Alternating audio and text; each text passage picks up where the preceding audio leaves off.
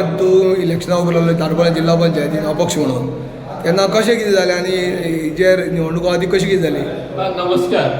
आयज इलेक्शन जालें, हांव इंडिपेंडंट म्हणून निवडणूक लढली आनी आयज निवडून सद्याक रुपेश देसाय आयलो. ताका सगळ्यांत पयलीं हांव अभिनंदन करता आनी तेजें स्वागत करता.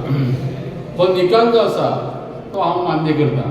आतां आमी जेन्ना इंडिपेंडंट म्हणून जेन्ना रावता तेन्ना आमकां त्या 4 पंचायतीचे अंदाज 12,000 लोक आसा.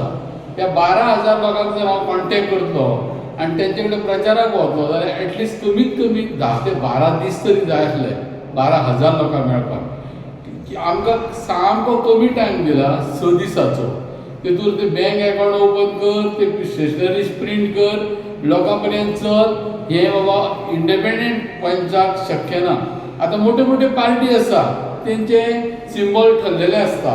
बाबा भाजपाचें तेचें सिंबल ठरला, तेंचे बूथ अध्यक्ष हे ते ठरलेले आसा आनी अशें आसतना तेंचे सगळें टीम वर्क म्हणटा ते बरे भशेन आसल्या कारणान तेंचे कडेन आमी एक इंडिपेंडंट म्हणटा तो हांवूच न्ही, कोणाच्यान मजल मारपाक कठीण आसा हें काम.